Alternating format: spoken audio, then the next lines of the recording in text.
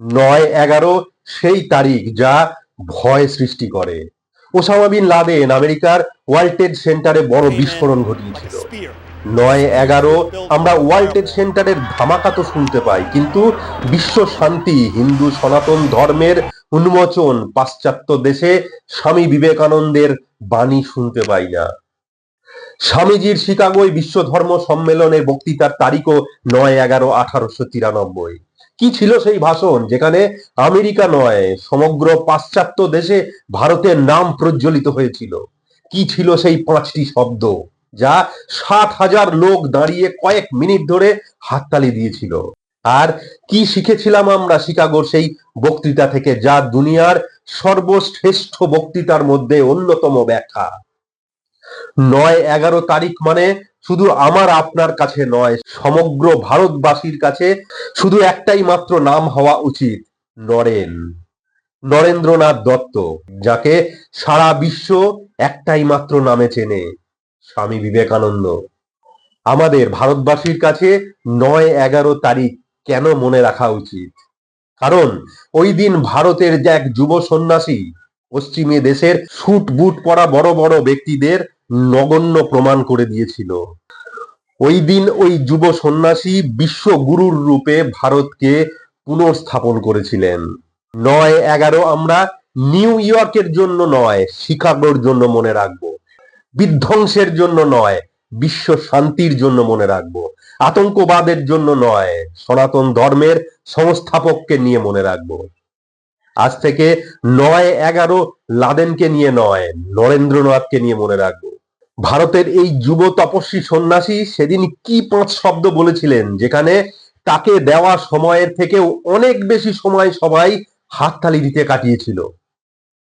বিভিন্ন ধর্মের প্রতিনিধিরা তারা তাদের বক্তব্যে একই কথা বলছিল যে তাদের ধর্মই শ্রেষ্ঠ, তাদের সিদ্ধান্তের মতো কোনো সিদ্ধান্তর কারোর নেই, তাদের বংশের মতো কোনো ধর্মের বংশ নেই।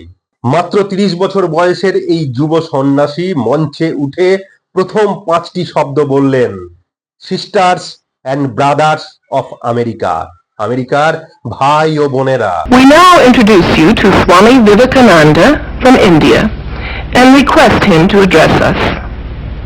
Swami Vivekananda.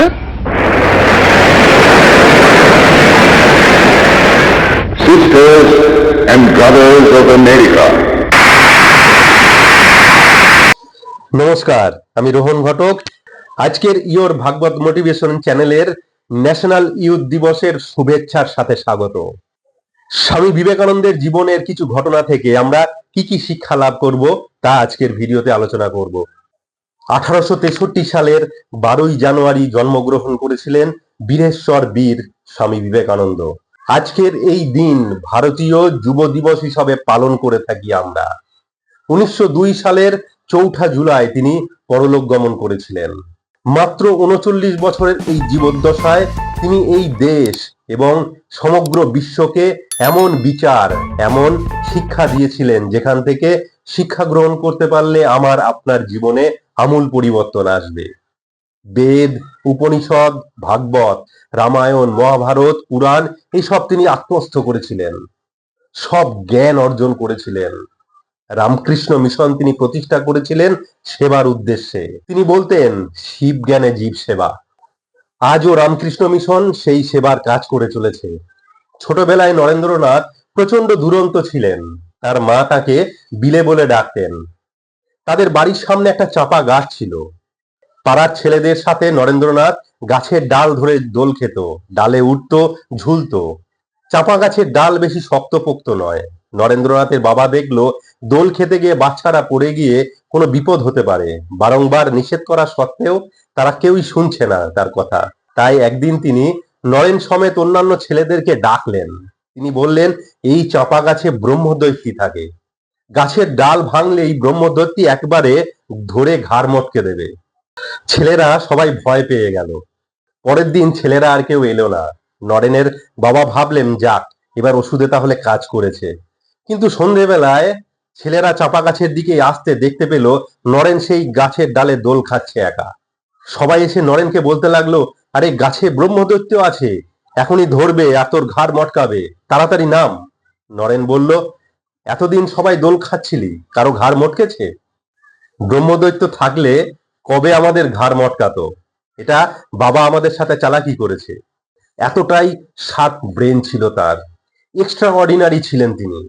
একবার স্বামীজির গুরু রামকৃষ্ণ পরমহংসদেব তার সব শিষ্যদের ডেকে বললেন সবাই তার ঘর থেকে এক মুঠো করে চাল চুরি করে আনতে, কিন্তু একটাই শর্ত, কেউ যেন না দেখে। পরের দিন সবাই বাড়ি থেকে এক মুঠো করে চাল নিয়ে এলো ঠাকুরের সামনে। শুধুমাত্র নরেন্দ্রনাথ খালি হাতে এলো।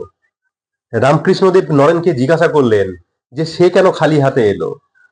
নরেন উত্তর দিল যে আপনি বলেছিলেন যে চাল চুরি করে আনতে, কিন্তু কেউ যেন না দেখে। কিন্তু আমি তো দেখলাম ভগবান তো আমাকে সব সময় দেখছে, কারণ ঈশ্বর তো সর্বব্যাপী। ওনার থেকে আমরা কি শিক্ষা পাই? যে মানুষের মধ্যে দয়ার ভাব থাকা দরকার, অপরকে হেল্প করার ভাব থাকা উচিত। একটা ছোট্ট কাহিনী, স্বামী বিবেকানন্দের মা একবার স্বামীজির কাছে একটা চাকু বা ছুরি চাইলেন। স্বামীজি চাকু নিয়ে মাকে দিলেন রান্নার ঘরে। মা রান্নার কিছু কাজ করছিলেন। চাকু যখন মায়ের হাতে দিলেন তখন চাকুর যে দিকটা ধারালো সেই দিকটা তিনি নিজে ধরে অপর দিকটা কভার করার দিকটা তিনি মায়ের হাতে দিলেন। মা চাকুটা হাতে ধরে বললেন যে তুই তো বড় হয়ে একদিন অনেক লোকের উপকার করবি, অনেক লোকের ভালোবাসা পাবি। স্বামীজি মাকে জিজ্ঞাসা করলেন যে এটা কেন? মা বললেন যে এখন তুই অনেক ছোট, আর এখনই তোর মনে হয়েছে যে ছুরির ধারওয়ালা দিকটা মায়ের হাতে দিলে হাত কেটে যেতে পারে, তাই তুই ছুরির ধারালা দিকটা ধরে কভারওয়ালা দিকটি আমার হাতে ধরিয়ে দিয়েছিস। এই ছোট্ট ঘটনা থেকে বোঝা যায় যে তিনি কতটা দয়ালু ছিলেন। আপনার ফ্যামিলিতেও যদি কোনো বাচ্চা বা বড় যদি কেউ ভালো কাজ করে থাকে তাহলে তার নাম করুন, তাকে বাহবা দিন, যাতে সে পরবর্তীকালে আরো ভালো কাজ করে, আরো ভালো মানুষ হয়। ফোকাস অন ইয়োর টার্গেট, আপনার লক্ষ্যের উপর ধ্যান দিন। স্বামী বিবেকানন্দের সেই বিখ্যাত বাণী, ওঠো জাগো, আর ততক্ষণ থামবে না যতক্ষণ না তুমি তোমার লক্ষ্যে পৌঁছাবে। এখানেও একটা ছোট্ট ঘটনা বলি। স্বামী বিবেকানন্দ একবার আশ্রমে বিশ্রাম করছিলেন। সেই সময় এক ব্যক্তি এসে বলতে লাগলেন যে স্বামীজির সাথে তিনি দেখা করবেন, কারণ তার খুব দরকার, তার থেকে তিনি শিক্ষা নেবেন।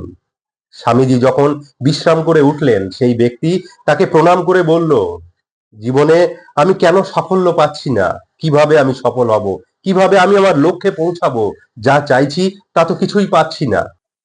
স্বামীজি তাকে বললেন যে একটা কাজ করো, এই আমার পোষা কুকুর, একে একটু বাইরে থেকে ঘুরিয়ে নিয়ে আসো, তারপর তোমার সাথে কথা বলছি। ওই ব্যক্তি কুকুরকে নিয়ে ঘুরিয়ে নিয়ে এলো। স্বামীজি তাকে জিজ্ঞাসা করলেন, তুমি তো হাঁপাচ্ছ না, কিন্তু ওই কুকুরটি এত হাঁপাচ্ছে কেন? ওই ব্যক্তিটি বলল, স্বামীজি আমি যখন তাকে বাইরে নিয়ে গেলাম আমি সোজা রাস্তা বরাবর হাঁটতে শুরু করলাম, কিন্তু কুকুরটি একবার এদিক একবার ওদিক, একবার ডান দিক একবার বাঁ দিক, যা কিছু সে জিনিস দেখছে সেই দিকে দৌড় দিচ্ছে। এদিক ওদিক দৌড়ানোর জন্য ও হাঁপিয়ে গেছে। স্বামীজি বললেন, ব্যাস, এটাই তোমার সাথে হচ্ছে। তুমি তোমার লক্ষ্য স্থির না করে এদিক ওদিক ডাইভার্ট হচ্ছ, কখনো এদিকে কখনো ওদিকে, কখনো এই টার্গেট কখনো ওই টার্গেট করতে লাগছো। আর এই জন্যই যেটা তুমি মন থেকে পেতে চাও সেখানে পৌঁছাতে পারছো না, যেটা তুমি মন থেকে চাইছো সেখানে পৌঁছাতে পারছো না। যদি এরকম দৌড়াতে থাকো তাহলে অল্পতেই হাঁপিয়ে উঠবে। এই ঘটনাও আমাদের শেখায় যে আপনার গোলের ওপর ফোকাস করুন, কখনো ডিস্ট্রাক্ট হবেন না। কখনো আমরাও ওর কথা শুনে ভাবি যে এ ওই ফিল্ডে সফল হয়েছে তাহলে আমিও ওই ফিল্ডে কাজ করি, ব্যাস খুব তাড়াতাড়ি আবার ডিস্ট্রাক্ট হয়ে যাই, আর লক্ষ্যে পৌঁছাতে পারি না। নারীদের সম্মান করতে হবে, স্বামীজির থেকে আমাদের এটা অন্যতম বড় শিক্ষা।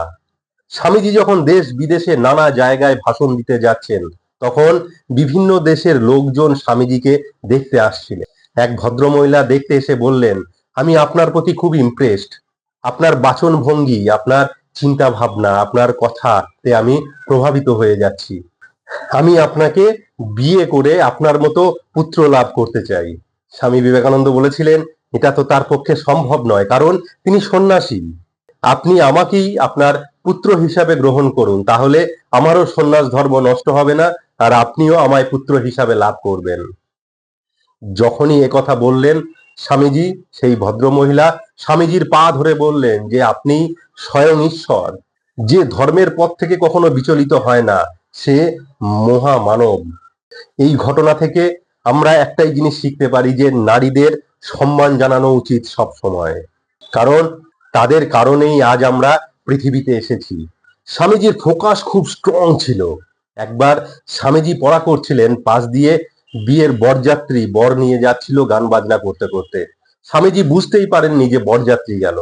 লোকে তাকে এসে যখন জিজ্ঞাসা করছে, স্বামীজি কিছুই জানেন না। এত স্ট্রং ফোকাস ছিল ওনার, এতটাই ভয়ঙ্কর ফোকাস যে একবার টেবিলেই অচেতন অবস্থায় পড়েছিলেন তিনি। সবাই এসে জিজ্ঞাসা করছে কি হলো কি হলো, মুখে চোখে মাথায় জল দিতে লাগলে স্বামীজি উঠে বসে পড়লো। সবাই জিজ্ঞাসা করছিল যে কি হয়েছে। স্বামীজি বললেন কিছুই তো হয়নি, আমি তো পড়া করছিলাম। তখন জানা গেল যে তিনি 3 দিন 3 রাত পড়া করছিলেন। এই 3 দিন কিছু খাওয়া দাওয়াও তিনি করেননি, যার ফলে শারীরিক দুর্বলতার কারণে অচেতন হয়ে পড়েছিলেন। এটাই ছিল ওনার নেচার, ওনার প্রকৃতি। এতটাই ফোকাস যে 3 দিন 3 রাত ওনার খাবার কথা মনেই ছিল না। স্বামী বিবেকানন্দ যখন একবার শিকাগোয় গেছিলেন, লাইব্রেরি থেকে বই আনতেন সকালবেলায়, আবার সন্ধ্যার সময় ফেরত দিয়ে আসতেন, নতুন বই আবার নিয়ে যেতেন। এরকম ডেলি করতেন। মোটা মোটা বই সকালে তিনি নিয়ে যেতেন, আবার সন্ধ্যায় ফেরত দিতেন, আবার সন্ধ্যার সময় বই নিয়ে যেতেন, আবার সকালে তিনি ফেরত দিতেন। লাইব্রেরিয়ান একদিন বললেন যে কেন এইভাবে তিনি সকাল সন্ধ্যায় বই, বড় বড় বই নিয়ে যান আর তারপরে আবার ফেরত দিয়ে যান, পড়েন না যখন, বেকার বেকার কেন বইগুলো নিয়ে যান আর টাইম নষ্ট করেন? স্বামীজি বললেন আমি তো সব বই পড়েনি। লাইব্রেরিয়ান বললেন এটা কখনো সম্ভব যে আপনি এত বড় বড় মোটা মোটা বই আপনি নিয়ে যাচ্ছেন সকালবেলায় আর সন্ধ্যাবেলায় এসে ফেরত দিয়ে যাচ্ছেন, এর মধ্যে সব পড়া হয়ে যাচ্ছে আপনার? লাইব্রেরিয়ান 1 মাসের নিয়ে যাওয়া সমস্ত বই তিনি বের করলেন, আর সেই বই থেকে কিছু বই বের করে তিনি স্বামীজির টেস্ট নিতে লাগলেন, স্বামীজিকে প্রশ্ন করতে লাগলেন। স্বামীজি শুধু উত্তরই দিলেন না, কোন বইয়ের কত পাতা থেকে এই প্রশ্নটা করা হয়েছে এবং তার উত্তর কি আছে সেটাও সব বলে দিতে লাগলেন। ফটোগ্রাফিক মেমোরি ছিল তার। একবার স্বামীজিকে এক ইংরেজ সাহেব প্রশ্ন করেছিলেন যে স্বামীজি আপনি আমাদের মতো মানে জেন্টালম্যানদের মতো জামা কাপড় কেন পরেন না, এরকম গেরুয়া বস্ত্র পরেন, মাথায় পাগড়ি বেঁধে থাকেন কেন? স্বামী বিবেকানন্দ বলেছিলেন যে আপনাদের কালচার, দর্জি মানে টেলার আপনাদের জেন্টালম্যান বানায়, আর আমাদের ভারতবর্ষে আমাদের কালচার, আমাদের ক্যারেক্টার আমাদেরকে জেন্টালম্যান বানায়। স্বামী বিবেকানন্দ বলতেন যেই রকম আপনি ভাববেন ঠিক সেই রকমই আপনি হয়ে যাবেন। যদি নিজেকে দুর্বল হিসাবে বিবেচনা করেন তাহলে আপনি দুর্বল হয়ে যাবেন, আর আপনি যদি নিজেকে শক্তিশালী মনে করেন তাহলে আপনিও শক্তিশালী হয়ে উঠবেন। মানসিক দিক থেকে প্রচন্ড শক্তিশালী ও বুদ্ধিমান এবং অন্য রকমের মানুষ ছিলেন তিনি। বাংলায় একটা প্রবাদ আছে না যে যেমন কুকুর তেমন মুগুর, বলা হয় না টিট ফর ট্যাট, সেরকম মানুষ ছিলেন তিনি। একটা ছোট্ট ঘটনা বলি। ইংরেজরা সেই সময় ভারতীয়দের তুচ্ছ তাচ্ছিল্য করত। একবার স্বামীজি ট্রেনে যাচ্ছিলেন, তার কম্পার্টমেন্টেই উল্টো দিকের সিটে একজন ইংরেজ বসেছিলেন। স্বামীজি তার সিটে শুয়ে পড়লেন। ইংরেজ লোকটি দেখলো যে স্বামীজি ঘুমাচ্ছে। স্বামীজির জুতো জোড়া নিয়ে তিনি জানলার বাইরে ফেলে দিলেন। স্বামীজি দেখলেন, কিছু বললেন না। ইংরেজ লোকটি দেখলো স্বামীজি তো কিছুই বলছে না, তার মানে আমাকে ভয় পেয়ে গেছে। কিছুক্ষণ পরে ইংরেজ ব্যক্তিটিও ঘুমিয়ে পড়লে স্বামীজি উঠে তার কোট আর টুপি জানলা দিয়ে বাইরে ফেলে দিলেন। ইংরেজ ব্যক্তিটি যখন ঘুম থেকে উঠে দেখলেন যে তার কোট আর টুপি নেই, তখন স্বামীজিকে জিজ্ঞাসা করলেন যে আমার কোট আর টুপি দেখেছেন? স্বামীজি বললেন হ্যাঁ দেখেছি। ইংরেজ ব্যক্তিটি বললেন কোথায় আমার কোট আর টুপি? স্বামীজি উত্তর দিলেন যে আপনার কোট আর টুপি আমার জুতো খুঁজতে গেছে। এইরকম সাহসী ছিলেন আমাদের নরেন্দ্রনাথ। রবীন্দ্রনাথ ঠাকুর বলেছিলেন যদি কেউ ভারতবর্ষকে জানতে চায় তাহলে স্বামী বিবেকানন্দকে পড়তে হবে। স্বামী বিবেকানন্দ বলেছেন যে সব সময় অন্যের কল্যাণ করার চেষ্টা করো, দেখবে ঈশ্বরও তোমার কল্যাণ করছেন। উপরে উঠতে গেলে আগে নিজেকে হালকা করো, নিজের ভিতরের সব অন্ধকার টেনে বের করে দাও। যে মানুষ বলে তার আর শেখার কিছু নেই, সে আসলে মরতে বসেছে। যতদিন বেঁচে আছো শিখতে থাকো।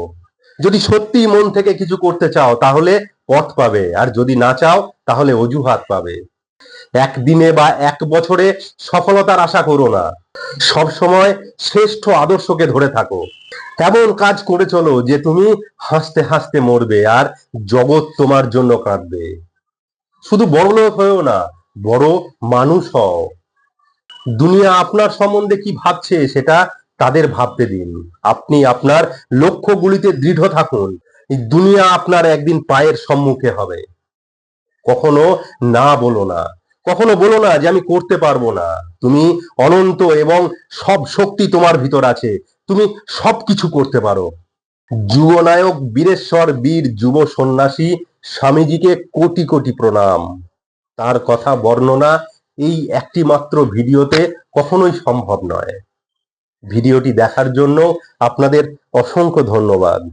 ভিডিওটি ভালো লাগলে অবশ্যই লাইক করবেন, শেয়ার করবেন, আর চ্যানেলটি সাবস্ক্রাইব করা না থাকলে অবশ্যই সাবস্ক্রাইব করবেন। নমস্কার।